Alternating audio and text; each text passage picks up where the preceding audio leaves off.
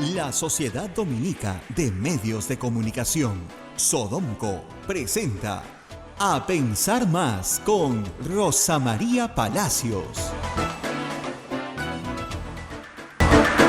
Muy buenos días, señoras y señores, bienvenidos a Pensar Más con Rosa María Palacios.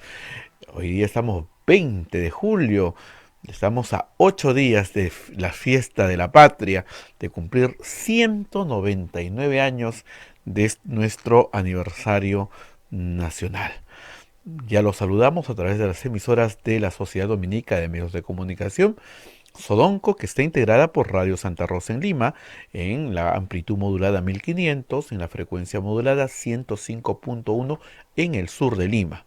También Radio Santo Domingo, que cubre todo Chimbote, Radio San Martín en la ciudad de Arequipa, a quienes saludamos en este momento difícil que están pasando, Radio Veritas en el Cusco, Radio Cepagüe en Ucayali, Radio Quillabamba en La Convención, Radio Madre de Dios en Puerto Maldonado, emisoras dominicas del Perú.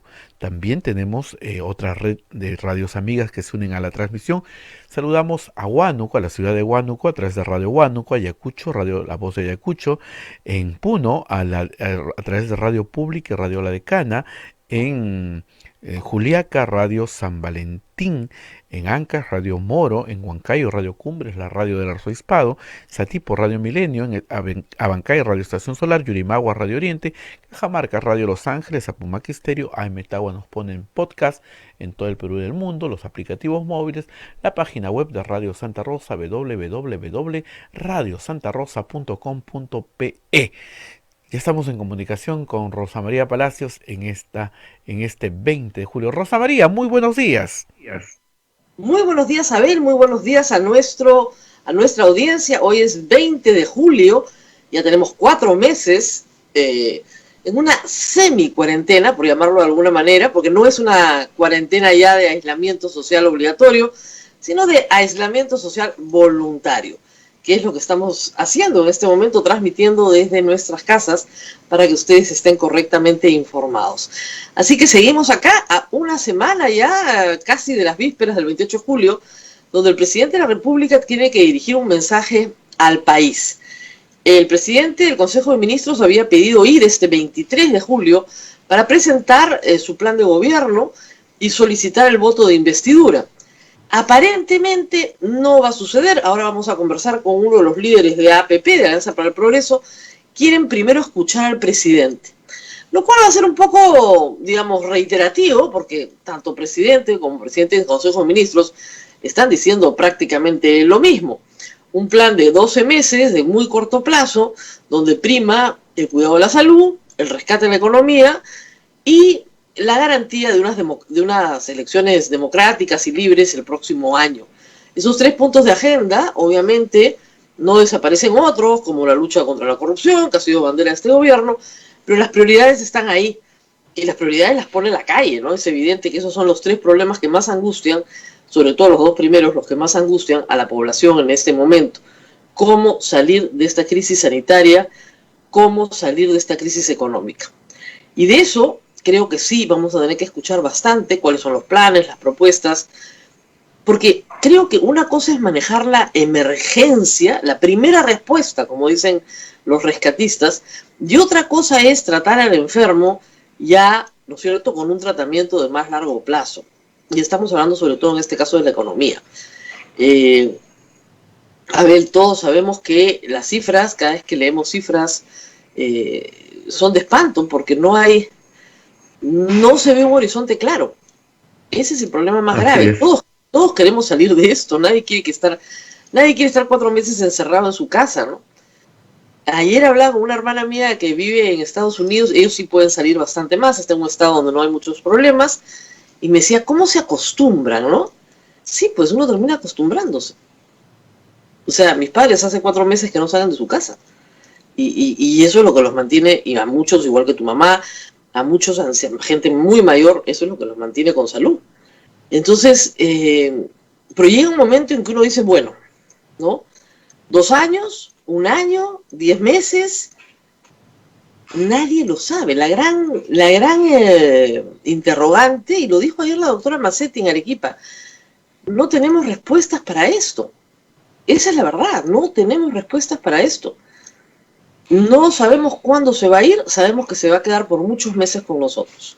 Eso sí lo sabemos. Y no se va a ir de la noche a la mañana. Y la vacuna, sí, claro, es un horizonte posible, deseable, todos queremos que eso suceda, pero para que eso suceda, a ver, todavía faltan muchos pasos, mucho tiempo, mucho trabajo también del Estado peruano para poder conseguirlas, distribuirlas y vacunar a enormes bolsones de la población. Entonces, todavía estamos lejos de ahí. Mientras tanto, ¿qué hacer? ¿Y qué hacer frente a cosas que pueden ser casi inevitables? Como un rebrote de la enfermedad. Muchísimos peruanos han salido a trabajar en julio. Se espera que para agosto y septiembre esa salida a trabajar muestre un impacto en la enfermedad. Porque mientras más gente esté en más contacto con más gente, por más tiempo en espacios cerrados, más se disemina la enfermedad. Entonces, y sin control de asintomáticos y sin atención primaria, pues no ha sido posible realmente, por lo menos mantener a raya el contagio. Lo que está pasando en Arequipa, no sé si viste las imágenes ayer, es terrible. El presidente fue a encontrarse con una realidad que nosotros ya habíamos presentado durante la semana en el programa, una realidad que no tendría por qué estar golpeando a Arequipa así, porque sí hay el dinero, sí hay las posibilidades, sí hay el concurso de muchas empresas, además, que querían participar. Hay el concurso de la Cámara de Comercio, hay el concurso de la Iglesia Católica, es decir, la sociedad marginada se está organizando por su cuenta para dar provisiones que el gobierno regional no puede dar. Así de fácil. Tanto en medicamentos, como en alimentos, como en equipos de protección, oxígeno, lo básico, ¿no? Y la insistencia, que creo que también ha estado respondida en varias entrevistas este fin de semana de la doctora Macetti, de atender con atención primaria a las personas antes de que se enfermen gravemente. Eso lo hemos repetido tantas veces que ya uno no sabe cómo pedirlo. Sabemos que no es fácil, perdón, sabemos que no es fácil poner un médico, digamos, en cada barrio, ¿no? Es difícil, por supuesto que es difícil, pero es la única manera de que la gente no muera de esta enfermedad. Si hay atención primaria, se reduce la mortalidad. Si no hay atención primaria, si las personas llegan muy mal al hospital, no se va a poder atender. Y en esto hay que lamentar la muerte del señor Romero. ¿Has visto, Abel, este fin de semana? Este hombre tan generoso, Sí, tan empático. lamentable, Rosa María. Lamentable, Le un hombre dijo, que había ayudado a mucha gente a salvar vidas. No, es una pena, de verdad, una pena. primero murió su hermana, después ha muerto él. Y él, señalándole a la gente, a toda la cola, que hacía cola para comprar oxígeno, bueno, voy a repartir el oxígeno hasta donde alcance, al precio de siempre. Bueno, ¿te acuerdas que lo quisieron condecorar en el Congreso? Dijo, no, gracias, no me condecoren, ayuden a la gente que está en la cola. Algo así dijo Miguel Grau, ¿sabes? Querían condecorarlo en plena guerra del Pacífico. Por favor, no me condecoren, mándenme cañones, o sea, cañones para el Huáscar. Esto es lo mismo, mándenme con qué combatir. O sea, no queremos condecoraciones ni premios, queremos realmente que las autoridades estén. Y están. Creo que la señora Macetti dijo algo interesante también, que yo lo venía diciendo desde el primer día. No es el momento de buscar culpables. Que fulano, ya, no van a hacer lo que tienen que hacer, perfecto, arrímense. Hay que hacer otras cosas. Y acá sí viene, creo que a nivel regional, una gran discusión que se tendrá en el gabinete, tal vez en el Congreso, pero que hay que aceptar que los gobiernos regionales no están a la altura de la emergencia. Tal vez uno que otro pueda responder mejor, tal vez veamos que en Cajamarca las cosas están mucho mejor, tal vez, pero las autoridades regionales no han tenido el liderazgo, no han estado al frente de sus poblaciones en esta lucha.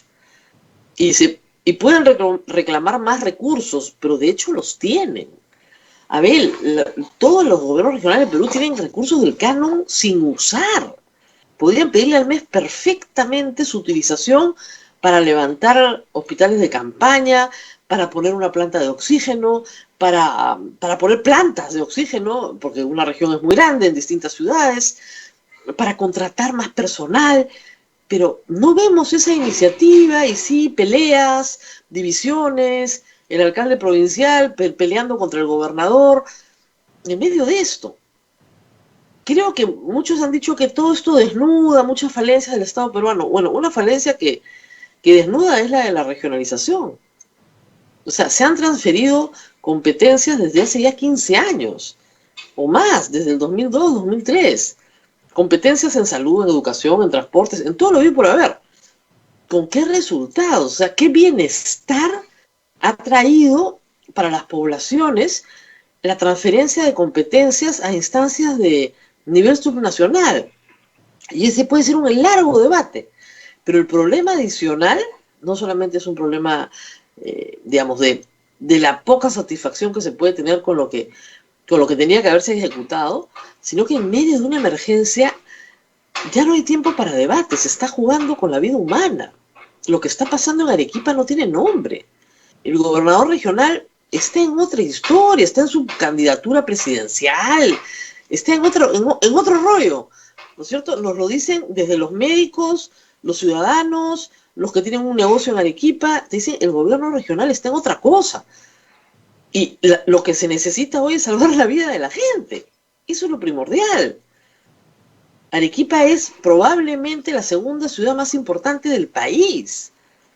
Tiene 1.200.000 habitantes. Para ellos 700 muertos es muchísimo. Y están ya incrementando a más de 30 muertos diarios para la ciudad de Arequipa. Eso es una cantidad de fallecidos que no han visto nunca. Entonces, como nos decían la semana pasada, no había ni siquiera bolsas.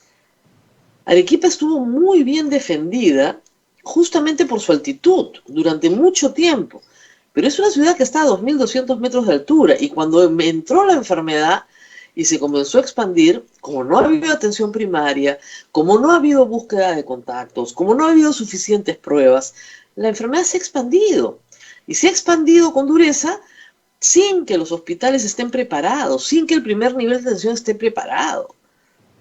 Entonces tienes el hospital Goyeneche, o sea, Arequipa en teoría tiene 700 camas, en teoría. Pero lo que me dicen entonces, eso es en teoría, porque en la práctica el hospital Honorio Delgado, que tiene 100 camas más de las que tiene actualmente, no las puede usar. Ayer la doctora Macetti decía, es un crimen que hayamos mandado ventiladores y por estarse peleando entre salud y Minsa no se hayan puesto en operatividad.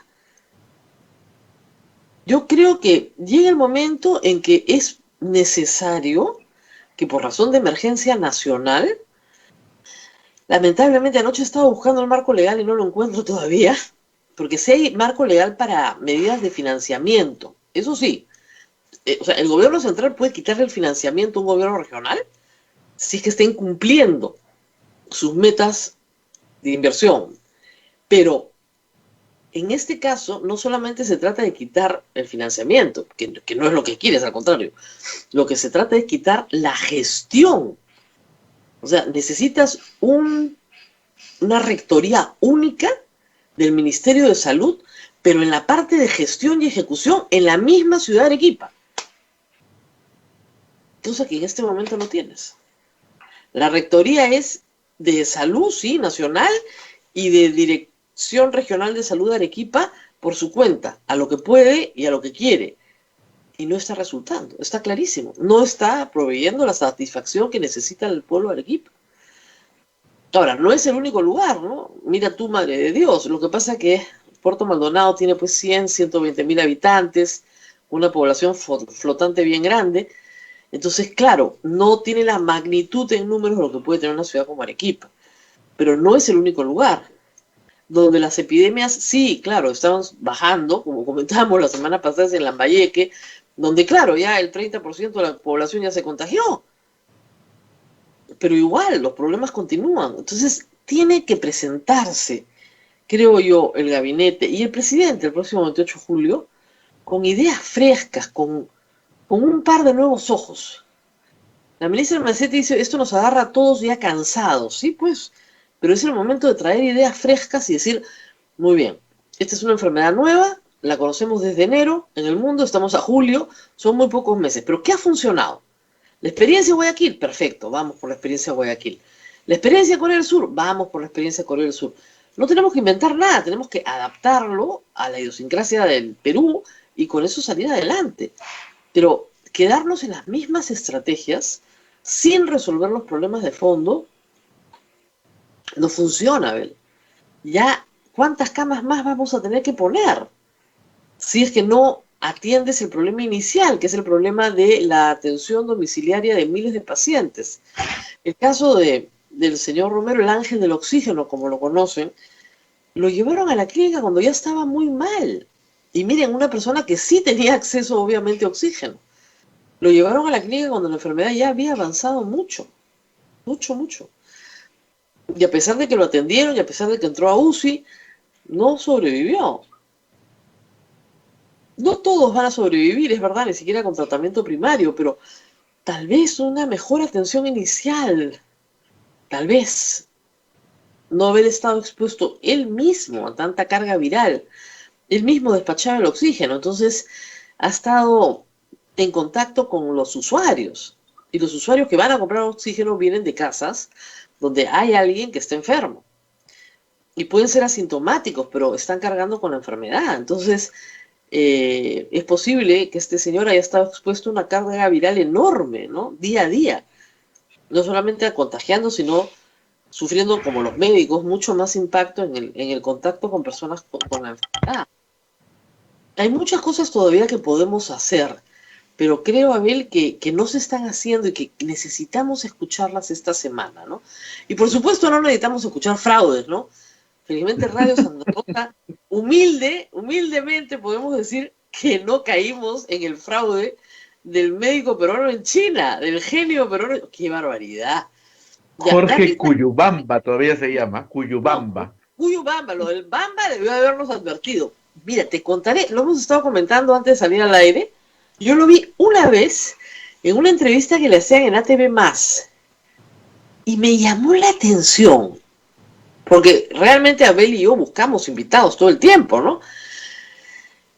Me llamó la atención de que algo no estaba bien. ¿Por qué? Porque miren, China es un país que no permite la libertad de expresión de sus médicos así tan alegremente, por más peruano que seas. Y cualquier declaración sobre alguna investigación que se está realizando en China no se transmite sino es a través de canales oficiales por voceros oficiales. Muy oficiales, o sea, una persona está en China y claro, puede dar declaraciones a los medios de comunicación de su país con los debidos permisos, con las debidas autorizaciones. China cuida muchísimo su información, como les digo, no hay libertad de expresión como hay en otros países de Europa o Estados Unidos o América Latina. En China no hay libertad de expresión como la entendemos nosotros. Entonces yo veía y decía, ¿cómo le están dejando decir que viene el COVID-20, el COVID-21? ¡Qué raro! Pero ahí nomás, sí. Nosotros no lo llamamos, felizmente, pero creo que fue hasta CNN, ¿no? ¿Por qué? Hay que explicarle un poco al público. ¿Qué pasa? Lo sacó Andina primero. Andina es la agencia oficial de noticias de Perú. Entonces, si viene con la agencia oficial de noticias de Perú, se presume que alguien hizo algún trabajo previo de investigación. Pero el asunto es que los demás medios, en vez de hacer su propia corroboración, no la hicieron, se consiguieron el teléfono, lo llamaron y el hombre siguió declarando. Aparentemente es un fraude, un mitómano de los que hay circulando y en tiempo de pandemia mucho más. O sea, ustedes han visto todos los videos que se comparten, las cosas que me llegan a mí, que lo único que tengo que decir es mentira, es mentira. Esto es falso, además mucha gente buena fe te llama a preguntar, ¿esto es falso? Sí, es falsísimo. Falso, ya está, listo. Fake. ¿Por qué? Porque como tenemos incertidumbre y tenemos miedo, buscamos respuestas a nuestra incertidumbre y a nuestro miedo. Y si hay un señor peruano que vive en China y que dice que ya en octubre tenemos la vacuna, nos morimos de ganas de escucharlo. Lamentablemente, la conducta humana tiende a querer, ¿no es cierto?, escuchar aquello que lo gratifica. O a veces incluso aquello que lo aterra, pero que le da una explicación más o menos lógica. Entonces, lamentablemente, vivimos en un mundo donde ya el fake news era muy popular y a esto le unes una pandemia. Y se produce el fenómeno que la OMS ha llamado la de la infodemia, que es una epidemia de noticias, pero de noticias muchas veces falsas o exageradas, o donde hay una parte de verdad y una gran omisión de información, donde noticias científicas que están todavía en proceso de estudio y que lo que te dan es una indicación de avances preliminares, son presentadas como si fueran verdades absolutas. Y los científicos jamás han presentado de esa manera sus avances y sus estudios. Entonces, estamos en un fenómeno complicado. Miren, hay gente que sí se dedica a producir información falsa, o que son impostores o fraude, como este señor Cuyubamba. Pero hay otros que fabrican medias verdades, que son mucho más difíciles de detectar. ¿Y cómo se reproduce esto? Se hace un video en YouTube, un meme, algún tipo de pieza informativa en algún lugar de internet muy oscuro, y eso se traslada a redes sociales. Y se puede poner en Instagram, en Twitter, en Facebook, en el mismo YouTube, y se asocia a personas que se lo creen y que lo comparten. Y cuando lo comparten a través de redes sociales, lo viralizan. Y no les digo a través de WhatsApp, o sea, lo hiperviralizan. Pero entonces hay tres componentes. O sea, hay el componente de quien produce esto, el componente de quien lo coloca en redes sociales, y finalmente el componente de quien lo comparte. ¿Y qué pasa en esa última etapa? Que quien te comparte una información normalmente es alguien en quien tú confías. Y desacreditar esa autoridad es bastante difícil. Si te lo manda tu papá, y a él le pareció interesante, tú dirás, bueno, debe ser verdad. Yo con el padre Luis Enrique ya le he dicho que me mande todo para decirle, esto es falso, padre. Pero claro, es un padre, pues ¿cómo vas a desafiar su autoridad? Pero a lo que voy es que es difícil, y además es muy desagradable, y yo caigo muy mal, diciéndole a la gente, oye, por favor, no me mandes esto, que esto es basura, ¿no? Pero la gente se molesta, Abel. Ay, tú eres una incrédula. Es que no es que sea una incrédula, esto es una estupidez, no tiene ni pie ni cabeza. Es un fake armado para que causes una reacción. Y lamentablemente esta estrategia no solamente invadió la política en los Estados Unidos, sino que ahora está invadiendo el tema sanitario. Y eso es muy riesgoso. Entonces hay que tener algunos tips, ¿no? Lo primero es saber quién nos está hablando. Y en eso sí, todos han pedido disculpas. El Comercio, Canal N, Andina, por lo menos de Canal N y Andina he visto ya las disculpas, porque la autoridad de la persona que nos habla es muy importante. O sea, si a mí me va a hablar de estadística un experto, bueno, espero que sea una persona que ha estudiado estadística, un matemático, un ingeniero de sistemas, alguien que tiene algún tipo de preparación estadística, ¿no? Si vamos a hablar de medicina, también me gustaría que por lo menos sea médico. Y si es epidemiólogo, si es virólogo, o si tiene, no sé, una expertise en salud pública, o si trabaja en el día a día de sus casos, en fin, tiene algo que decir. Pero la autoridad de la persona que habla es muy importante. El caso del doctor, entre comillas, Cuyubamba es muy curioso porque no es doctor en nada. No solamente no es doctor en nada, no ha estudiado ninguna carrera vinculada a las ciencias, ni a la tecnología, ni a la ingeniería, ni a la medicina. O sea, de STEM por ahí no pasó nada, ¿no? Y es una persona que ha hecho un año en un instituto de cine. Claro, contar historias sabe, eso está clarísimo, ¿no? Entonces, lo primero... Y actor también, ¿ah? Un buen actor. Claro, que se autodirige. Entonces, lo primero es la autoridad de la persona que está hablando. Si me está hablando el doctor Elmer Huerta, yo confío en esa autoridad, porque es médico, porque tiene los estudios, tiene la experiencia, porque se dedica a una tarea que es muy bonita, que es justamente la divulgación científica. O sea, se lee todas las revistas de divulgación científica, las revistas indexadas, las revistas donde, de nuevo, se publican estudios que son avances de investigaciones, a veces mucho más amplias, donde los investigadores no dan por sentado nada, todavía, y te dicen siempre, esto tiene que ser corroborado, o por ejemplo, la información científica tiene distintos grados de validación, ¿ok? Entonces, un artículo en una revista indexada tiene que ser leído y revisado por pares, por ejemplo. Pero si no ha podido ser revisado por pares, te dicen, todavía no ha sido revisado por pares. Entonces, esa indicación ya te está dando una categoría del nivel de investigación. Tú no puedes publicar cualquier investigación dándola por válida. E incluso en revistas de mucho prestigio, con mucha corroboración, también se cometen errores. También se cometen, se deducen informaciones que no fueron publicadas tampoco en esos términos. Entonces, hay que tener mucho cuidado con la información. El fraude de Cuyumbamba es fácil de detectar. Se han demorado una semana en detectarlo, digamos. No está mal, ¿no? Y lo ha detectado un grupo de científicos peruanos que comenzaron a preguntar, bueno, ¿y este señor por qué no lo conocemos, no? Porque claro, o sea, si tú trabajas en un equipo de investigación y tienes pues algún paper publicado, algo, ¿no? O tu grupo, entonces el señor no daba mucha referencia de dónde había publicado, cuál era su grupo de investigación. No hay que ser muy genio para encontrar rápidamente que no tenía ningún grado académico en el Perú, que aparentemente ninguno registrado en el Perú tampoco.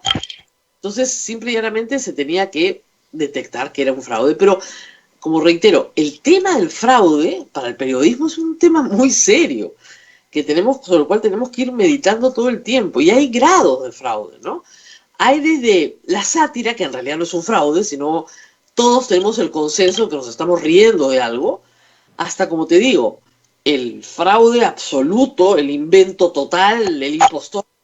Y otros que van alterando un poquito, ¿no es cierto?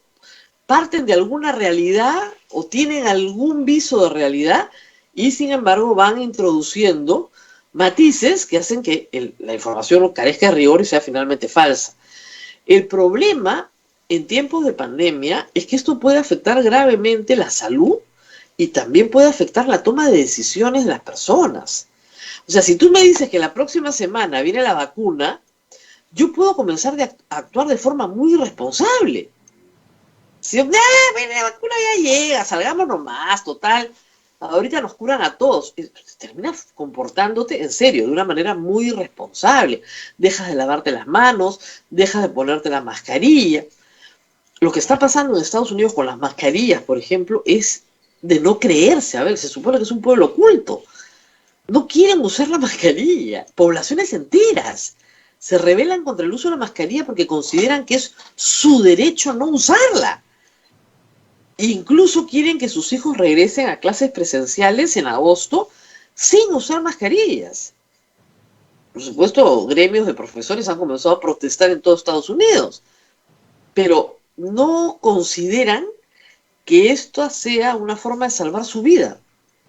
Bueno, en Estados Unidos costó mucho que algunos estados aceptaran ponerse cinturón de seguridad. Pero, te digo, he visto videos y fotografías de gente que sale armada, así con sus armas, a protestar contra el uso de mascarillas. Y otros que creen que las mascarillas impiden pensar o respirar o qué sé yo, una serie de mitos enloquecidos. Entonces sí, claro, en todas partes hay problemas con la verdad, ¿no? En todas partes, no solamente en el Perú. Pero hay que tener cuidado, hay que tener mucho cuidado en estos tiempos. Los fraudes están a la orden del día. Y los fraudes acompañados de mucho charlatán, de tratamientos mágicos, ¿no es cierto? Y eso es increíble, o sea, que con eucalipto, ajo y quión te vas a curar de coronavirus, por ejemplo, ¿no? O sea, no podemos negar que algunas infusiones pueden despejarte por algún momento las vías respiratorias, pero el virus no se va a ir con eso, ¿no? O sea, un alivio temporal de algunos síntomas no significa cura. O, por ejemplo, actividades, como te digo, que pueden ser peligrosas, ¿no? Como tomarte derivados del cloro creyendo que eso te va a curar.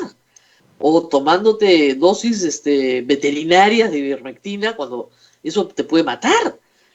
Es muy peligroso lo que se hace en el mundo de la salud cuando no se toman con seriedad las recomendaciones, o una, como te digo, o una conducta absolutamente irresponsable, porque bueno, ya pues no pasó nada, te vas a curar, y hay la vacuna, y hay el tratamiento, o una conducta absolutamente enloquecida, buscando curas fabulosas, mágicas, donde estas no existen. O sea, hay que tener bien claro que no existe cura contra el coronavirus, es una enfermedad incurable, incurable. Entonces, eso hay que tener, hay tratamiento para aligerar los síntomas y hay tratamiento para contener los síntomas y que la enfermedad no se agrave. Por eso el tratamiento primario es central, pero no tiene cura. Y hay que tener mucho cuidado con los charlatanes, además, en tiempos de charlatanerías. Muy bien. Marta nos escribe y me dice un comentario muy simpático. Dice, si el señor... Abel, te perdí. Abel, he perdido tu micrófono en este momento. No sé si ustedes me escuchan a mí, pero no escucho a Abel en este momento. Tal vez vamos a pedirle a Julio César que nos ayude. Yo sí estoy conectada, pero no veo si ustedes están conectados. ¿Ahora sí? No, sí. Ahora sí, te escucho. Marta nos decía...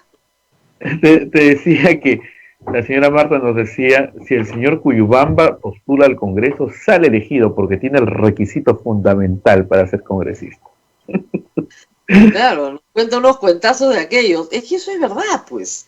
¿Y saben qué es lo que es más fascinante a mí como fenómeno? ¿Cómo le creen a los que mienten?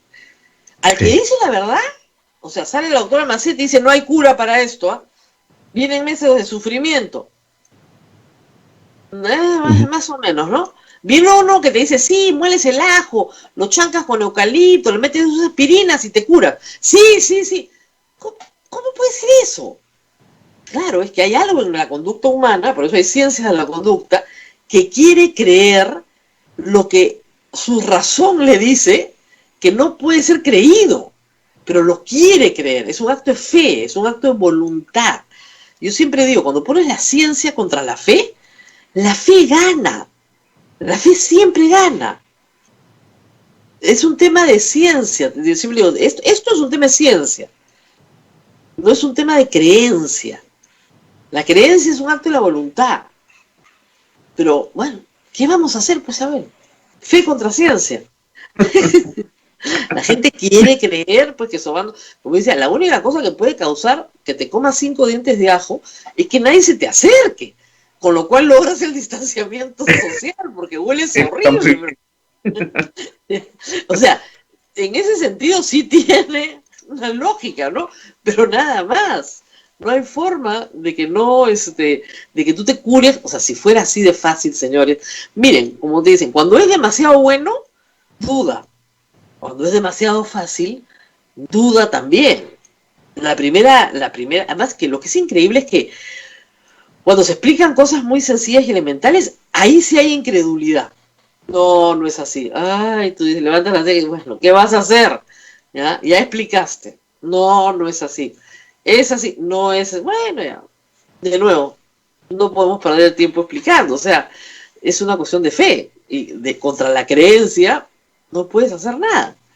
Ahora, el efecto placebo sí es interesante, sí está estudiado. O sea, personas, por ejemplo, que no van a desarrollar la enfermedad, el efecto placebo les hace mucho bien, porque realmente se creen que se han curado con lo que están tomando. Y lo dicen, yo me he curado, pero eso se llama efecto placebo, pues te vas a curar de todas maneras, con eso o con cualquier cosa. Te doy pastillas igualitas, pero de azúcar, como se hace en los exámenes serios. Tú tienes un grupo de control, ese grupo de control le das las mismas pastillas que le estás dando a nosotros en forma, ¿no? Pero el contenido es cualquier cosa, azúcar, ¿no? Y las personas que se toman esa pastilla falsa no saben que es falsa. Y de repente se mejoran. Le atribuyen unas propiedades que en realidad no tienen.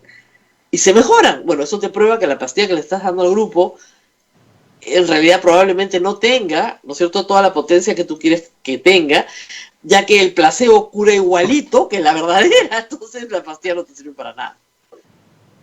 ¿Ok? Así es, Rosa María. Muy bien. Vamos a la pausa, a ver, porque tenemos que conectarnos con el señor Luis Valdés, miembro de la bancada de Alianza para el Progreso y vicepresidente del Congreso, para hablar de los encuentros con Pedro Cateriano y de lo que debemos esperar del Congreso en las próximas semanas, ¿no? O sea, hay todavía, me parece, 3 interpelaciones sobre la mesa para el ministro de Educación, para el ministro de Agricultura, me parece, y para la ministra de Economía. Hay una presentación del gabinete, hay el discurso del 28 de julio, es decir, hay bastante que decir. Así que iremos a la pausa para engancharnos con Luis Valdés. Vamos a la pausa para conectarnos con el congresista Luis Valdés, primer vicepresidente del Congreso de la República, que ya entra con nosotros. Así que volvemos tras la pausa. Continuamos con A Pensar Más a través de las emisoras de la Sociedad Dominica de Medios de Comunicación. En Lima nos escucha Radio Santa Rosa en los 1500 y en los 105.1 en la frecuencia modulada en la parte sur de Lima. Radio Santo Domingo en Chimbote, Radio San Martín en Arequipa, Radio Veritas en el Cusco, Radio Cepago en Ucayali, Radio Quillabambe en La Convención y Radio Madre de Dios en Puerto Maldonado. También nos escuchan en Huánuco por Radio Huánuco, Ayacucho nos escucha por Radio La Voz de Ayacucho, Puno nos está escuchando por Radio La Decana, Radio Pública y Juliaca, Radio San Valentín, Ancash, Radio Moro, Huancayo nos escucha por Radio Cumbres, Atipo por Radio Milenio, Abancay por Radio Estación Solar, Yurimaguas por Radio Oriente, Cajamarca por Radio Los Ángeles, Apumac Stereo, AM Tagua nos ponen podcast en todo el Perú y el mundo, los aplicativos móviles, la página web de Radio Santa Rosa, www.radiosantarosa.com.pe. Rosa María, ya estamos conectados con el primer vicepresidente del Congreso de la República. Adelante, Rosa María. Antes de empezar, 2 notitas. Me dicen, los oyentes tienen toda la razón, que hay 2 ángeles del oxígeno. El que ha fallecido es el de San Juan del Urigancho, señor Romero, no el del Callao. A ambos, por supuesto, les estamos todos los limeños y los chalacos muy, muy agradecidos. Y hay que señalar también que hoy día es el Día de Colombia, el día de la Independencia de Colombia, 210 años de la Independencia, que celebran, al igual que nosotros, en condiciones pues dramáticas, y que nos obligan a una reflexión sobre estos procesos de independencia hace ya 2 siglos, que vamos nosotros a celebrar el próximo año como bicentenario. Así que un saludo caluroso a todos los colombianos que viven en el Perú y a todos los peruanos que están en Colombia y que nos escuchan a través de este programa. Y ya estamos con el primer vicepresidente del Congreso, con el señor Luis Valdés, listo, pero antes de hablar del Congreso vamos a hablar de su partido político, de Alianza para el Progreso, que se ha reunido ya con el presidente del Consejo de Ministros en una reunión política. Gracias por estar con nosotros. Cuéntenos un poco de esta reunión. ¿Qué se planteó? Yo entiendo que no hay ningún acuerdo, pero ¿qué le plantearon ustedes al Premier como demanda, reclamo, interés? ¿Dónde están los intereses de APP? Bueno, primero muchas gracias, Rosa María. Es un honor estar siempre contigo. Aprendo mucho, en verdad, te sigo y leo todos tus tweets y nos ayuda a construir más o menos una idea de lo que el Perú en todos sus extremos y en todos sus frentes requiere para salir adelante. Primero, saludar al primer cateriano. Conocemos su trayectoria política, democrática, técnica también. Ha estado al frente de un ministerio no tan fácil como es el Ministerio de Defensa, luego en la presidencia del Consejo de Ministros. Estos avatares políticos los conoce a perfección, así que no son desconocidos estos caminos. La reunión a la cual hemos asistido, a diferencia, y tengo que reconocerlo, no asistimos a reuniones previas con el ex premier Vicente Ceballos, por varias razones, porque creíamos que no había, digamos, esa posibilidad de intercambio genuino de pareceres. Creo que ellos ya tenían una posición marcada y que era impenetrable. Sin embargo, con el primer cateriano es mucho más abierto, mucho más comunicación de ambos lados. Él nos ha manifestado su voluntad de ayudar al presidente Vizcarra en este año que queda de gobierno, lo cual es muy positivo. Y saludo esa apertura, más allá de las recomendaciones o también fijaciones que tenemos por algunos temas que todavía están pendientes en el Perú. Los ha tomado de muy buena manera, así que yo le agradezco, le saludo, pero nuestros puntos vitales, ejes, digamos, transversales que tiene que el gobierno impulsar, no cabe duda que es la reactivación económica, le hemos pedido desde Alianza para el Progreso fortalecer lo que es la promoción de la inversión privada, que claro, él ya lo tiene en las venas, pero desde nuestra experiencia como partido político en los años que tenemos, tanto en gobiernos locales, regionales y desde el Congreso, creemos que tiene que reestructurarse para empezar proinversión y desconcentrarse, si no es descentralizarse, porque en las regiones también hay muchas oportunidades para invertir. Lo único que falta es que exista en todos los rincones, por lo menos en todas las partes del Perú, con potencial, digamos, agentes peruanos de inversión que puedan atraer esas inversiones. Lamentablemente, hoy como funciona Proinversión, donde está centralizado, es muy difícil que se pueda expandir en todo el territorio peruano. Señor Valdés, uno de los problemas, y usted pertenece a un partido que tiene amplia experiencia municipal y regional, esa es su base además, uno de los problemas más graves que tiene hoy la pandemia es justamente la ineficacia de las autoridades regionales. Lo que está pasando en Arequipa ya casi demanda una intervención del gobierno central. Y lo mismo en Lambayeque, lo mismo en La Libertad, lo mismo en Piura o en Loreto, Madre de Dios, hoy día Ica. Son zonas donde realmente lo que uno ve es que la capacidad de gestión de gobiernos regionales que sí tienen recursos, que sí tienen un canon disponible, no se está poniendo al servicio de lo que es prioritario, que es salvarle la vida a la gente. En ese sentido, ¿no cree que la descentralización también ha mostrado su cara más fea, su cara de fracaso también? Mire, yo tengo en mis venas, en verdad, una sangre descentralista, ¿no? Lo que yo creo pasa y requieren las regiones y los gobiernos locales es fortalecer capacidades. Y no hay un plan en el país que permita fortalecer las capacidades e incentivar a servidores y funcionarios públicos a ser parte del desarrollo de las regiones y locales. Ojo, la descentralización no es mala, es buena, y es más, viene recomendada no solamente por la OCDE, pero mientras vamos fortaleciendo capacidades que pueden durar un par de años. A ese punto íbamos. Mire, sabiendo que todavía hay capacidades, digamos, no estructuradas en las regiones, en este pleno de salud que tuvimos aquí en el Congreso, en una de las leyes establecimos la posibilidad del MINSA, del Ministerio de Salud, poder concentrar en épocas de emergencia, ¿no?, y pandemia como las actuales, ¿no?, y poder actuar de manera inmediata. Lamentablemente, debo decirlo así, los gobernadores, después conocedores de esa norma, se reunieron con el presidente Vizcarra y le mostraron su insatisfacción con esa reforma o esa legislación que habíamos aprobado aquí en el Congreso, y el Ejecutivo la observó. O sea, ese extremo, digamos, donde concentrábamos a nivel Lima, digamos así, el manejo de la pandemia y la crisis sanitaria, fue observada por el gobierno. Y mire usted, el día sábado que estuvimos con el Premier, nos pedía justamente ello, ¿no? Pero le corrí traslado que no me extraña porque el presidente de la República ha sido gobernador regional. Claro. Y tiene también una idea, me imagino, pero digamos, esto es una emergencia, o sea, sería una reforma extraordinaria.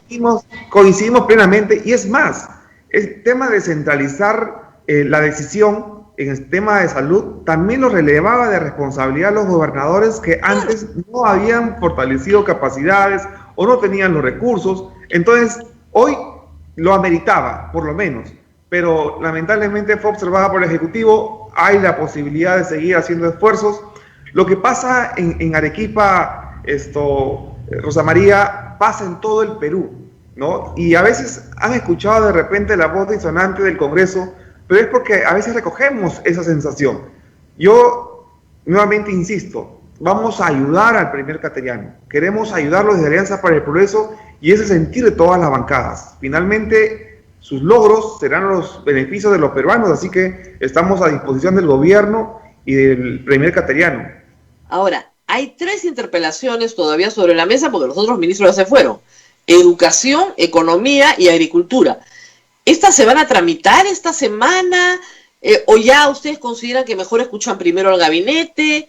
¿Qué piensan hacer con las interpelaciones?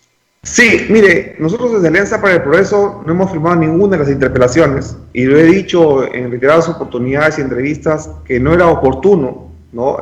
Más allá, digamos, de que pueda ser una herramienta constitucionalmente legítima que cualquier parlamentario pueda presentarlo. Ahora, en cierta forma, créame que en cierta forma sí fue oportuno, porque implicó una presión para un cambio de gabinete que se caía de madura. Entonces, en ese sentido, políticamente, sí puso presión sobre el Ejecutivo. En ese sentido funcionó. Perfecto. Entonces, yo quiero, claro, pero igual la crispación, el clima, digamos, a veces hostil político, necesario a veces, pero en épocas de emergencia sanitaria también se hace un poco riesgoso, ¿no? Porque, claro, los ministros también tienen que estar concentrados, sobre todo aquellos que sí dan la talla. Es cierto que algunos estaban, digamos, ahí con alguna deuda pendiente con el país, pero finalmente están ahí. Yo no quiero, en verdad, que involucren al Congreso, porque si bien es cierto, esas interpelaciones las han presentado un grupo de parlamentarios, pero todavía ni siquiera se ha debatido en el Pleno.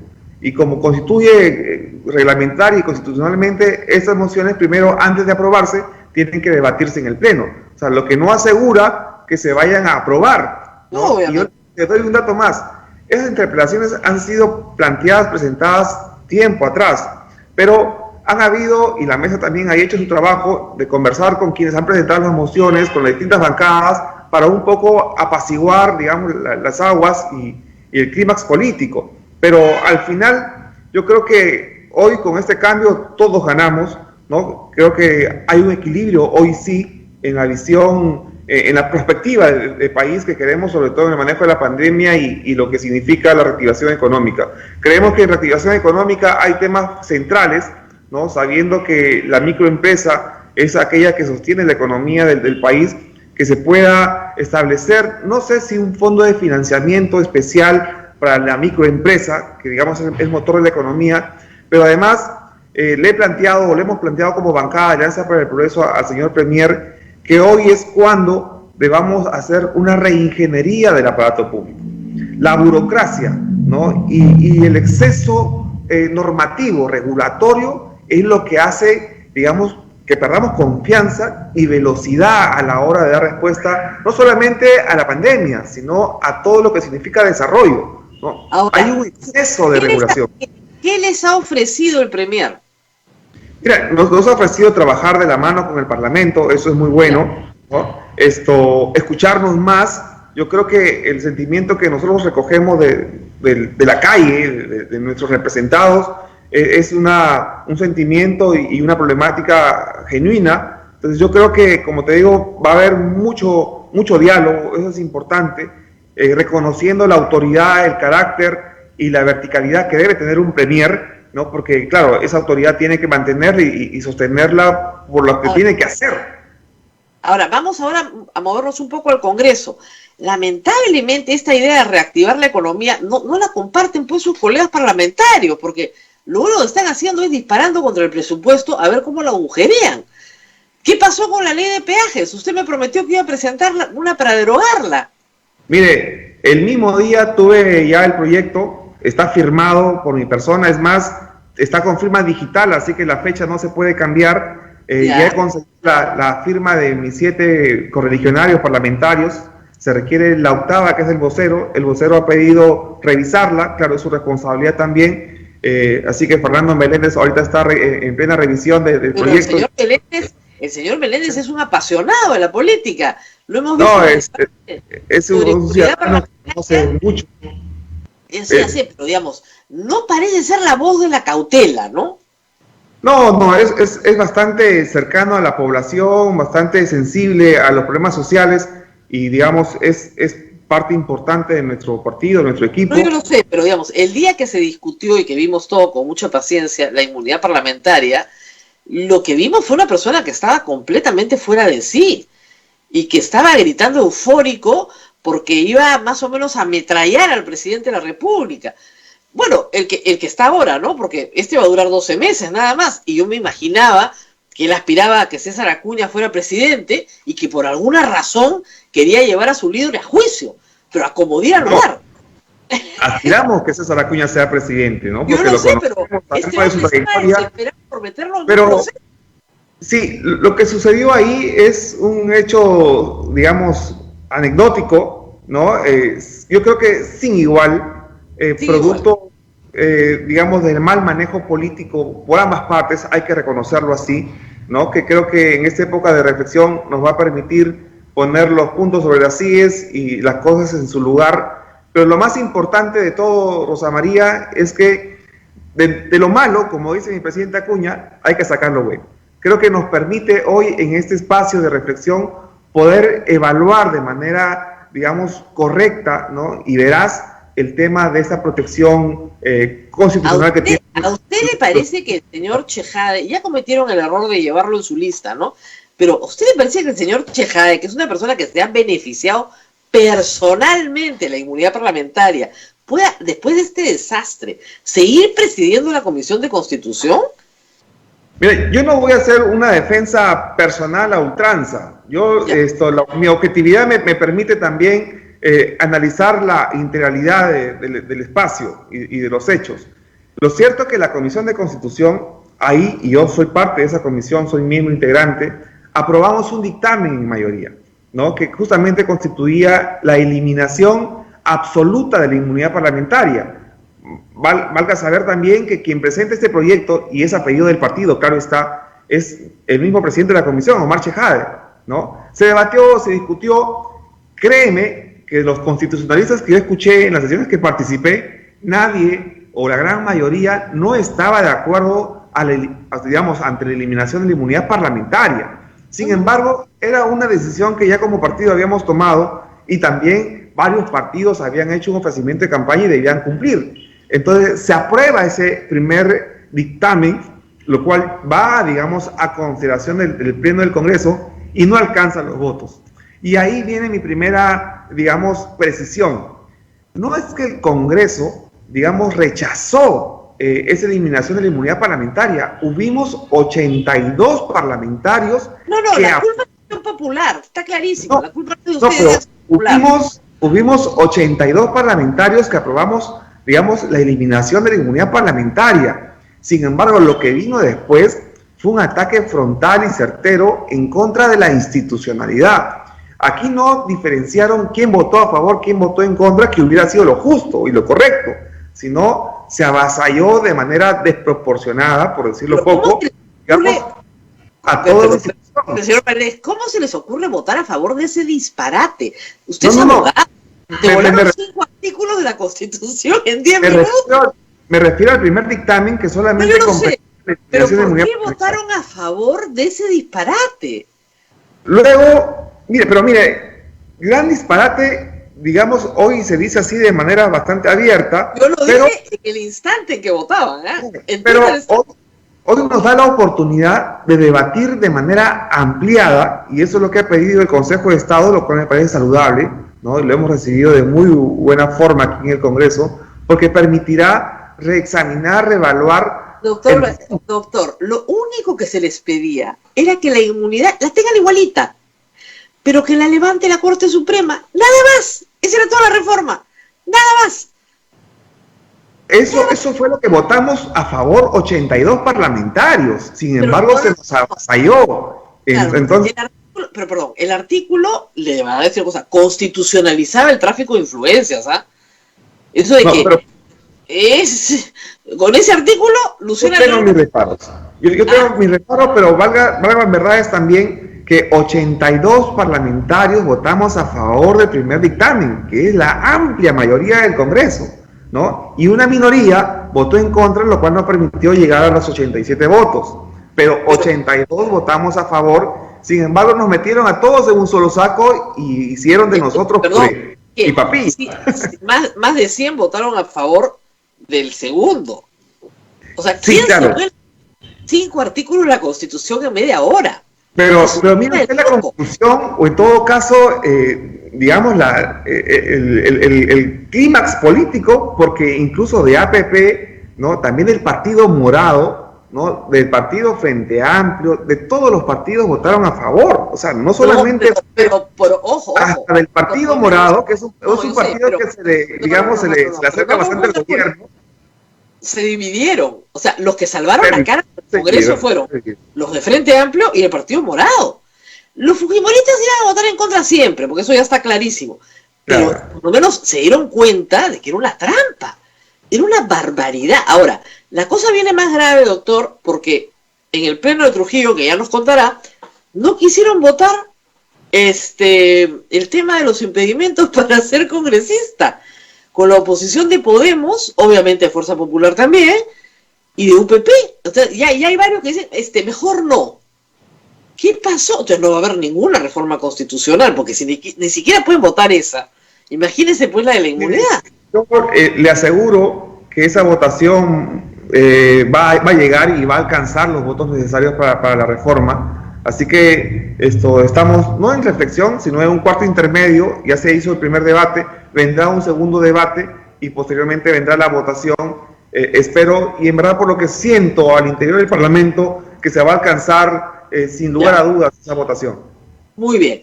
Ahora, regresando a Trujillo, dicen que usted fue el artífice de ir a Trujillo. Usted convenció al presidente del Congreso de ir a Trujillo. ¿No le parece temerario? Le comento. No necesariamente era Trujillo, sino conversamos en descentralizar a los plenos para recoger un poco la sensación de la población. Pero si usted no se puede reunir con nadie, usted no puede reunir, hay distancia social. Íbamos a seguir todos los protocolos que sigue un Consejo de Ministros, que sigue, digamos, todo tipo de actividad de representación, ¿no? Es que nosotros no podemos estar escondidos y de espaldas a la población. No, pero tiene esta ventana para hablar. No tiene que matar a nadie. Esa posibilidad. Mire, hemos estado en la libertad y hemos recibido a muchos gremios, a muchos colectivos, a muchos sectores que no estaban siendo escuchados. Y te lo digo así, francamente. Le manda a usted su dirección de correo electrónico y les da cita por Zoom. Y si revisa la participación al inicio del pleno, incluso sirvió y valió para llamar la atención a autoridades de mi partido que no... Pero ¿se permite a los trabajadores del Congreso no asistir? Porque yo les digo, por su vida temo. La de ustedes, en fin, decidieron ser temerarios, ya qué importa. Pero un trabajador del Congreso que no puede excusarse, ¿se le obliga a ir? No, para nada. Yo creo que hubo la libertad, digamos, de establecer voluntades también, ¿no? De quién quería ir. Se escogió un equipo pequeño, selecto, que podía ayudar a hacer efectivo esta reunión. Pero mire, ha sido bastante provechosa, ¿no? Y llegando, manifestamos que íbamos a ir a Arequipa y se adelantó el presidente de la República con su ministro. Se le enferma a uno y es su culpa.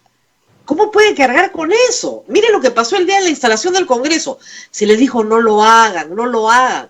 Podemos fue estampida lo que pasó ahí. O sea, 10 terminaron contagiados y les dijeron que no lo hicieran.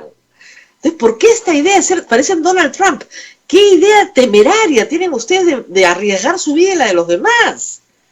Mira, Rosa María, ahí no vamos a coincidir. Yo te digo, tenemos un deber con el Estado, con la nación, con la población.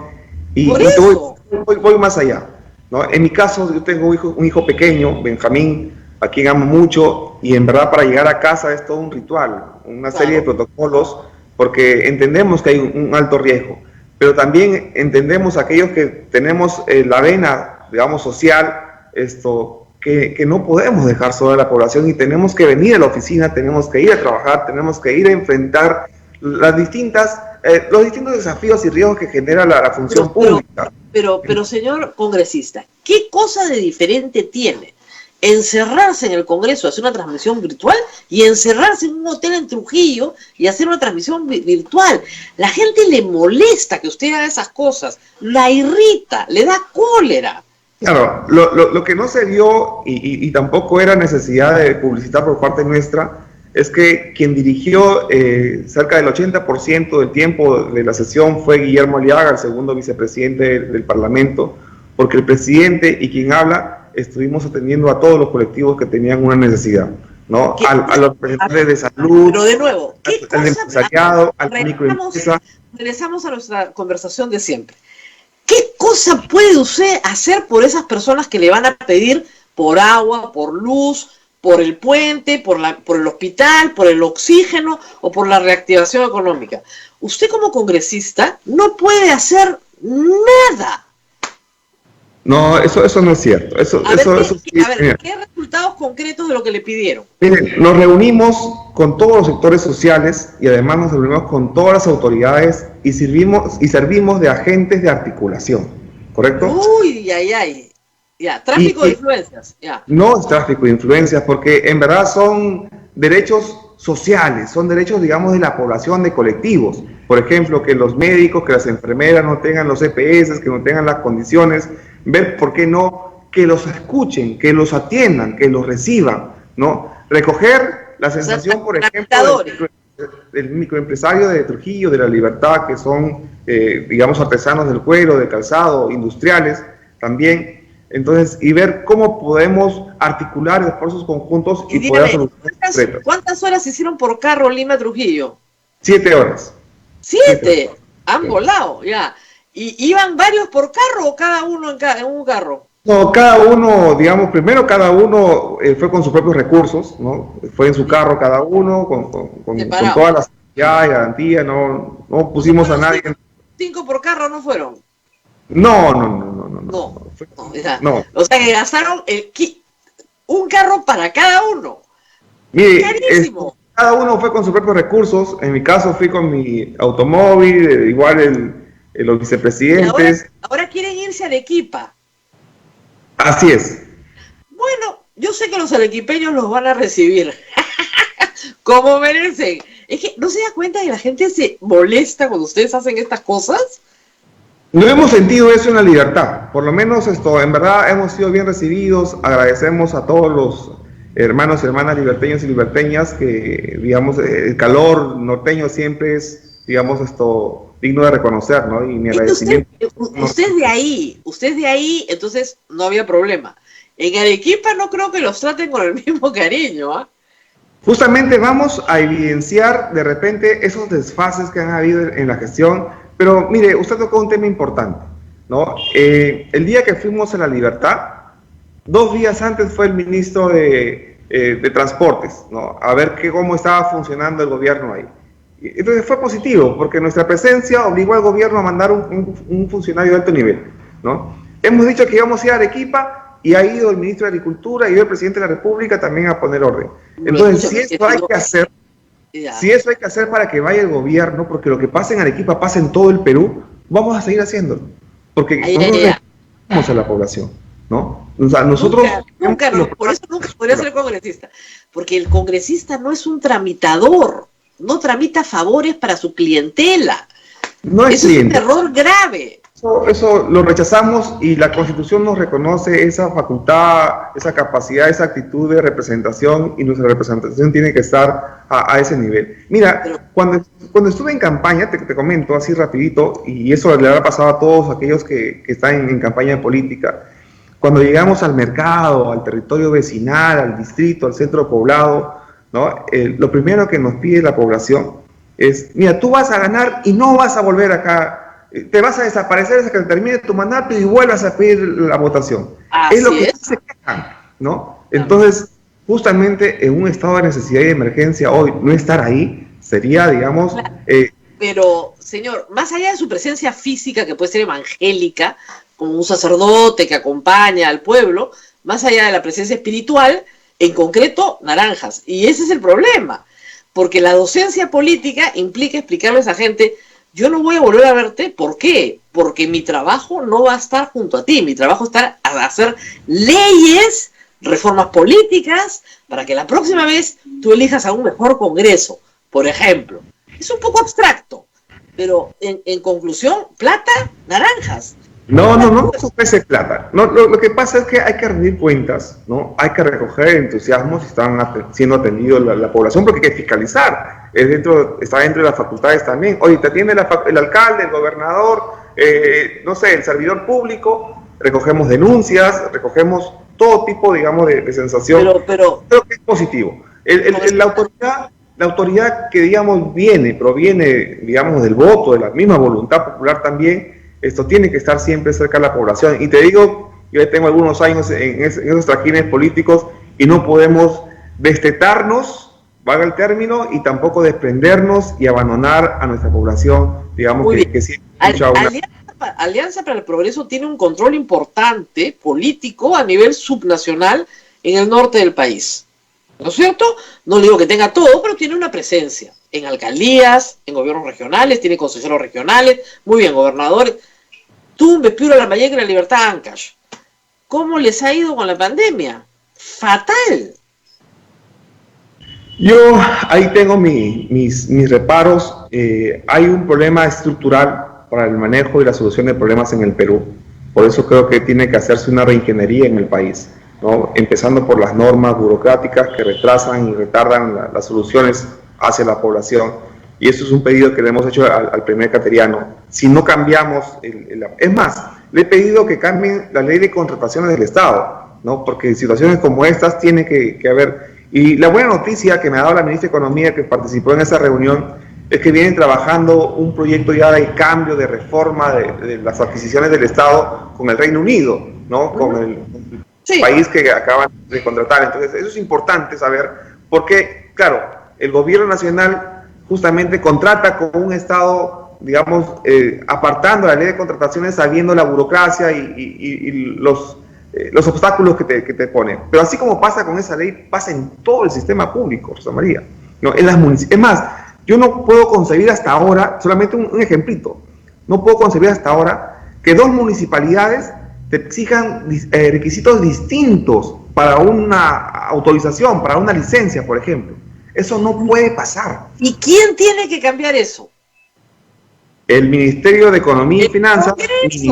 No, eso se hace a través de decretos supremos. No. Todo eso lo regula el gobierno a través de decretos supremos. Ok, ¿no? Pero el marco normativo lo dan ustedes. El marco de la Ley Orgánica de Municipalidades, ¿no? Eso lo da el Congreso, pero sí siempre en conjunción y en trabajo articulado con el Ministerio de Economía. Pero el origen del problema está en la ley de contrataciones del Estado, en la ley orgánica de regionalización, en la ley orgánica de municipalidad. Es una buena experiencia, no todo es malo en el ámbito normativo. Te cuento una experiencia. Presenté hace mes y medio un proyecto de ley para reactivar y promover a las MIPES, ¿no? Entonces le pedí al presidente de la Comisión de Producción envíe para consulta y opinión técnica del Ministerio de Economía y Finanzas. Demoró un poquito, llamé a la ministra, a quien yo la saludo y la felicito porque también tiene mucha apertura, me recibió en su despacho, ¿no? Entonces, conversamos respecto a lo que yo estaba proponiendo y esas propuestas que iban en un proyecto de ley mío, los recogió en su dispositivo de decreto supremo. Entonces, hicimos un trabajo articulado ahí y esa es la forma, pero debiérase abrirse todas las puertas, digamos, para poder tener ese enganche independientemente quién apruebe la norma. Yo le dije, ministra, si usted va a recoger el espíritu de lo que yo estoy en su proyecto, yo me olvido de mi proyecto ahí en el Congreso y lo mando a archivo, ¿no? Y así fue, y yo saludo eso. Entonces, igual tiene que pasar en vivienda, igual tiene que pasar en transporte, igual tiene que pasar en todos los sectores para que el trabajo sea más fluido. Entonces, ahora, y más efectivo. Ahora, el ministro cateriano está un poco apuradito y les ha dicho que ¿por qué no lo reciben este jueves? Y el Congreso ha dicho que no, que lo van a pensar. Son bien raros, ¿ah? A Ceballos lo correteaban para que vaya, que tenía que ir, y este señor dice, oye, la próxima semana voy y les digo todo lo que voy a hacer. No, primero escuchamos al presidente, vamos despacio. ¿Qué pasa ahí? ¿Están aburridos? Efectivamente lo recibimos en la mesa directiva, también con los honores y respetos que corresponde. Nos ha solicitado justamente que la posibilidad de presentarse antes del 28 de julio. Hemos recibido esa solicitud y el presidente del Congreso, Manuel Merino, ha convocado para el día de mañana Junta de Portavoces para trasladar este pedido, y si mañana se aprobase en la Junta de Portavoces, podría estar viniendo al 26, incluso 27, ¿verdad? No hay problema en eso. Claro, porque parece que ustedes con calma, si ni siquiera tienen que ir desde su casa, nomás tienen que prender la computadora. He escuchado algo que no es cosa menor.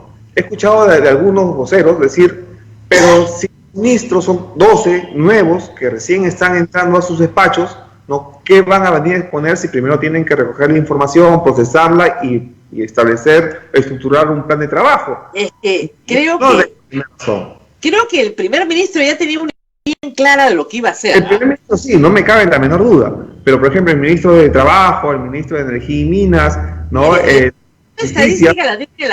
información estadística la recabas en 24 horas.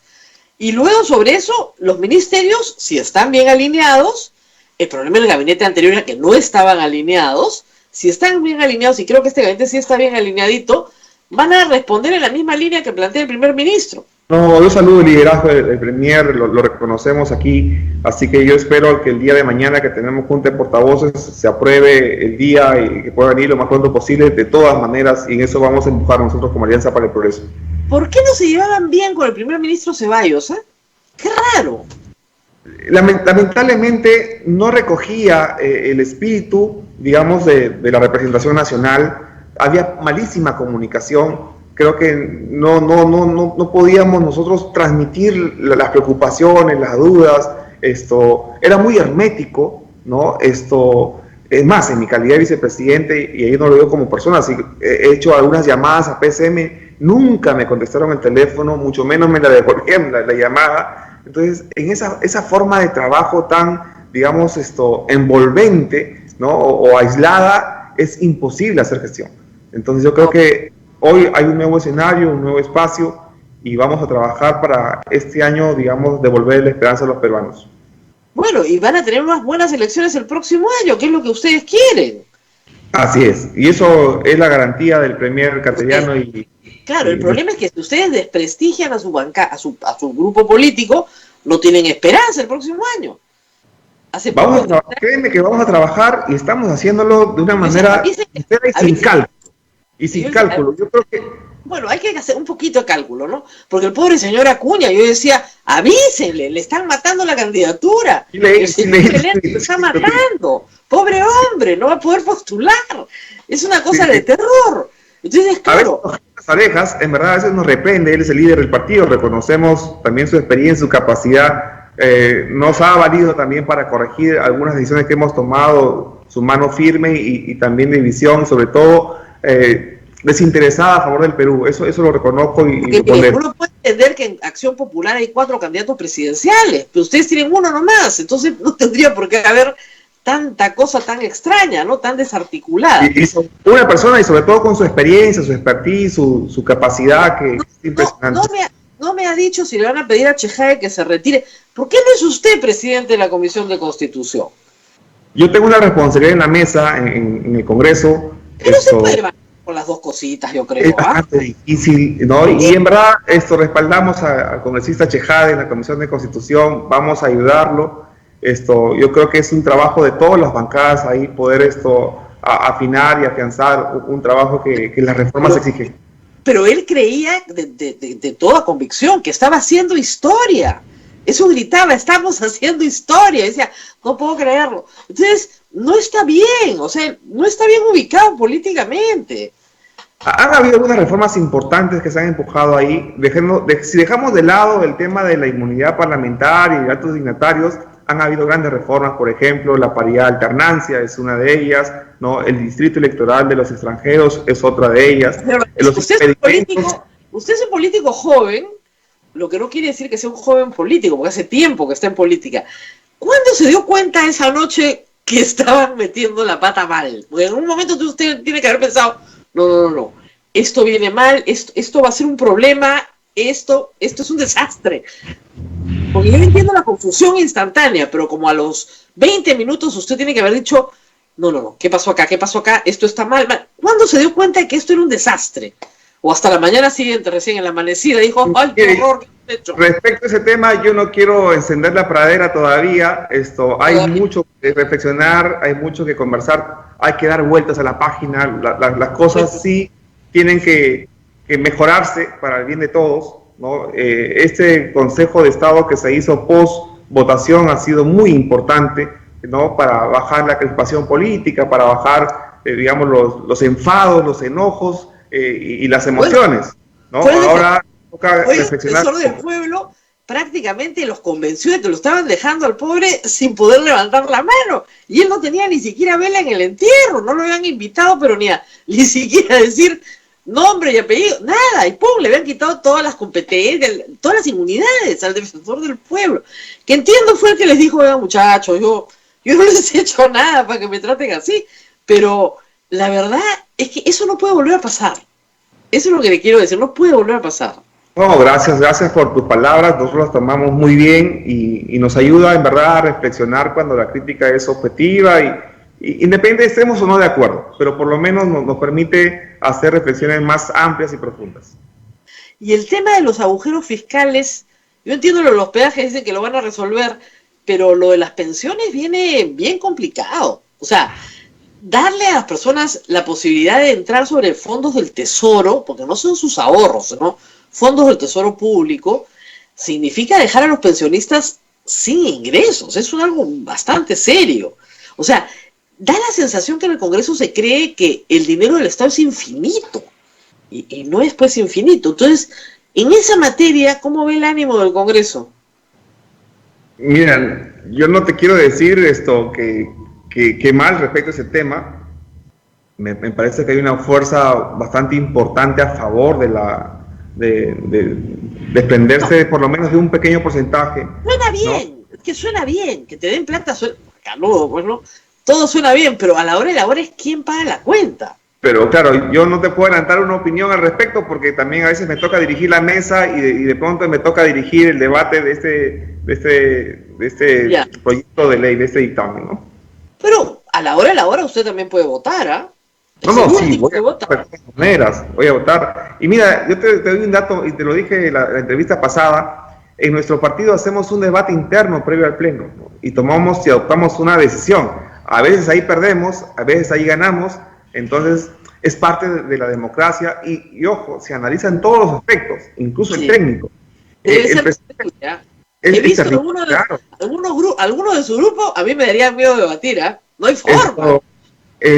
A veces el presidente Acuña interviene, a veces, ¿no? Pero es una persona bastante democrática y tampoco interfiere, y eso lo digo de manera abierta y puedes preguntarle a cualquiera de los parlamentarios de mi bancada, no interfiere en la decisión, digamos, que toman los 22 parlamentarios. Por eso que él tiene la autoridad a veces de jalarnos las orejas y reprendernos y decirnos, yo les dije, ¿no? O sea, tomen mejores decisiones. Y a veces nos equivocamos. Recuerda lo que le pasó a la bancada anterior, cómo terminó. Terrible. Sí, lo tenemos claro de los errores. Los expulsaron del partido. Fue terrible. Hicieron juramentar a Mercedes Arauz como presidenta. O sea, no quedó uno. Así que, sí pues. Así es, de los errores se aprende. Esperamos, como te digo, hilar muy fino, ¿no? El Perú lo amerita, lo exige, ¿no? Lo que nosotros decidimos son vidas, ¿no? Es el futuro del país. Así que intentamos o intentaremos, ¿no? Hacer los esfuerzos necesarios para tomar las mejores decisiones. Así es. Y déjense de sacar proyectos de declarar patrona del Perú a la Virgen de la Puerta y por favor saquen proyectos de ley que sirvan para algo. Los declarativos ya déjenlos, de verdad, no sirven para nada. Mira, yo tocaste a la Virgen de la Puerta y la tengo en mi pecho, una medallita. Yo lo sé. Yo quiero mucho. Pero además, digamos, del fervor religioso, católico, de por medio también hay un tema cultural, ¿no? La Virgen de la Puerta, digamos, tiene nacimiento de Otusco, que es una provincia muy turística, ¿no? Y se vale, digamos, de ese fervor católico para levantar su economía, mucho. Entonces, es más, cuando vino el Papa, la ha reconocido también a nuestra Virgen de la Puerta. Doctor, yo soy devota de todas las vírgenes, pero la Virgen no nos necesita en esos términos. Yo lo sé, necesitamos más a la Virgen para afilar. Claro, no nos aprovechemos de la fe popular por razones políticas, ¿ok? Más bien, hagamos leyes que sirvan a la gente, que realmente las sirvan. Totalmente de acuerdo contigo, no te voy a cuestionar ni contradecir en esos aspectos. Totalmente de acuerdo. Así no vale, tiene que contradecirme en algo. Bueno, doctor, muchísimas gracias por estar con nosotros. Abel, no sé si tenemos alguna pregunta del público. Sí, tenemos dos preguntas. La primera dice, ¿llegaron a averiguar quién insultó al presidente de la República? ¿Cómo preguntan eso? Mira, un día posterior a esa sesión, como mesa directiva salimos en una conferencia de prensa y antes de cualquier pregunta, incluso el segundo vicepresidente Guillermo Aliaga reprochó, ¿no? y desaprobó ese tipo de actitudes y dijo que iba de todas maneras a pedir información de quién era la persona. Entiendo, él como segundo vicepresidente ha enviado un oficio a Oficialía Mayor para que le informe liminarmente conozco que han habido 4 o 5 micrófonos abiertos, pero que no se ha podido identificar con exactitud.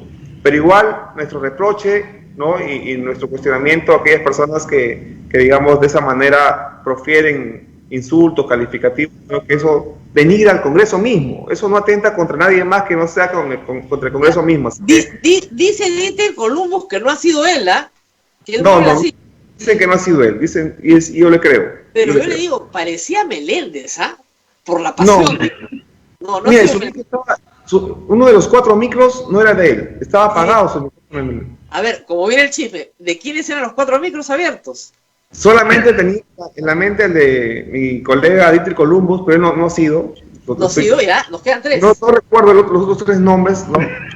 Creo que hay de distintos partidos. No recuerdo. Eso era lo más sabroso. Hay 3.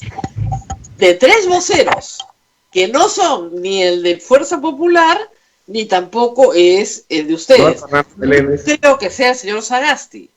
¿No es cierto? No parece tu voz, ¿no? ¿Qué nos queda? Nos queda Acción Popular. FREPAM no va a ser, ¿no? Ellos no hablan así.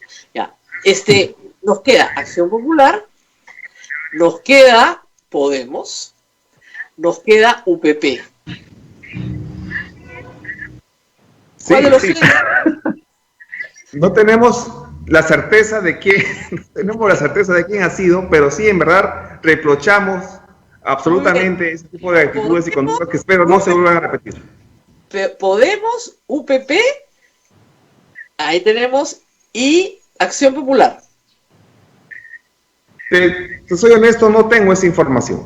Te soy honesto. Si lo tuviésemos, por lo menos ya hubiéramos pedido que vaya a disciplina, vaya a ética, ¿no? A hacer esto como corresponde. Pero no tenemos esa información y decirte un nombre sería irresponsable también de mi parte. Ahora, ¿sabes qué pasa, doctor? Que aunque parezca mentira, esas son las noticias que la gente recuerda. A veces no recuerda todo lo demás, pero eso sí lo recuerda. Sí, de acuerdo, estamos de acuerdo. Por eso hay que tener mucho cuidado. Incluso entre nosotros cuando estamos en la mesa tenemos mucho cuidado con el micrófono, ¿no? Porque se puede filtrar algún tipo de palabra, algún tipo de expresión que sale de contexto y marca y ensucia y empaña toda una gestión que se intenta hacer de la mejor forma, ¿no? Pero usted está discutiendo que hay de almuerzo y todo el mundo se entera. Efectivamente. Muy bien. A ver, ¿alguna pregunta más? Sí, bueno, dicen acá, si el Congreso representa al pueblo, ¿qué reformas del Estado impulsarán en el año que queda? ¿Reformularán la cantidad de regiones? ¿Verán algo de las incompetencias de los alcaldes y gobernadores que todos estamos mirando? En resumen, ¿qué legado nos van a dejar como Congreso de la República en este año que les queda trabajar? Sí. Hay reformas importantes que ya le hemos dicho. Se viene la reforma del sector salud, ¿no? La Comisión de Salud está trabajando para dejar un nuevo modelo, un nuevo sistema, y eso es importantísimo, ¿no? Ya hemos vivido hoy, digamos, esa ineficiencia del sector salud, así que creo que sería un gran legado. Otro gran legado que vamos a dejar es el sistema nacional sistema de pensiones en general, ¿no? Eso se está debatiendo hoy en una comisión especial y esperamos también dejarlo como un legado. Bueno, las reformas que la ciudadanía a través del referéndum ha pedido al Congreso, estoy seguro que con una mayor reflexión vamos a dejar no solamente afinados, sino en sintonía, esperando que los nuevos políticos, nuestros nuevos representantes vengan de acuerdo a la exigencia de la población, que vengan con una hoja de vida intachable, ¿no? Que tengan una capacidad, digamos, más desarrollada para atender los problemas del Perú. Pero además, yo aspiro, y te soy honesto, Rosa María, aspiro que podamos alcanzar la reforma del sector de educación.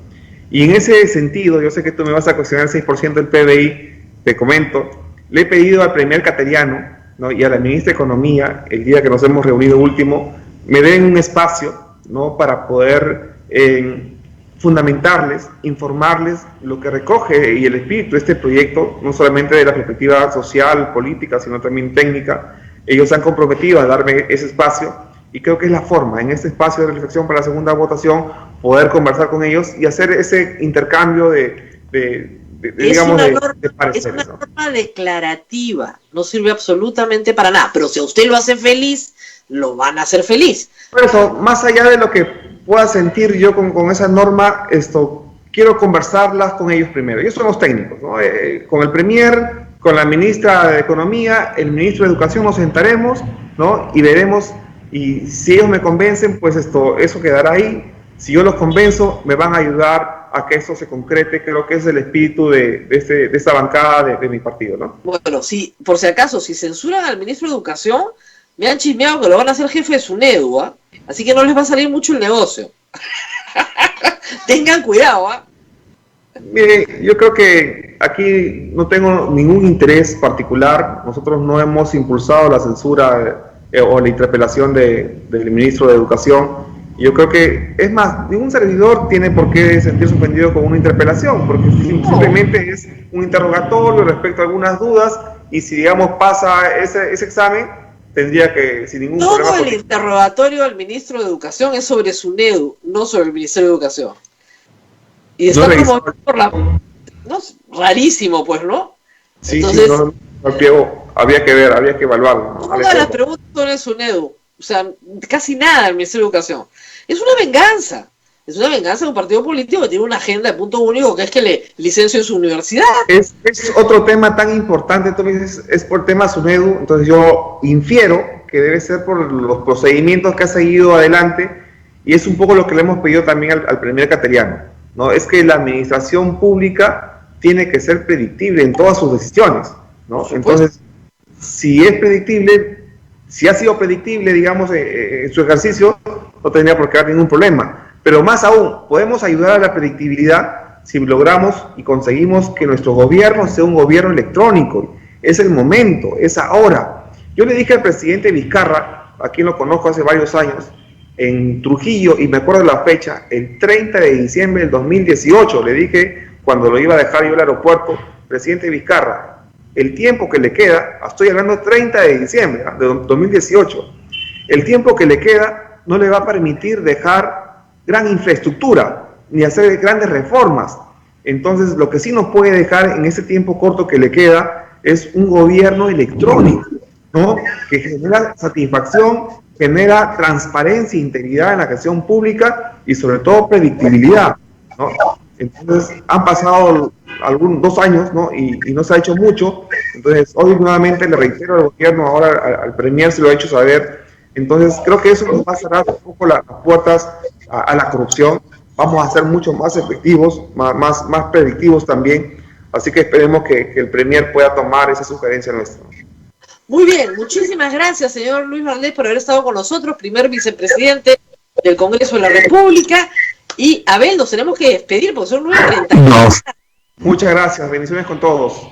Muchas gracias. Nos tenemos que despedir. Agradecemos al señor Luis Valdés por la gentileza de atendernos en esta mañana. Y nos vamos, Rosa María, hasta mañana. Gracias. Nos vamos. Gracias. Cuídense mucho. Cuídense mucho. Muchas gracias. Mucho. Nos vemos. Hasta aquí, A Pensar Más con Rosa María Palacios. Este programa fue producido por la Sociedad Dominica de Medios de Comunicación, Sodomco.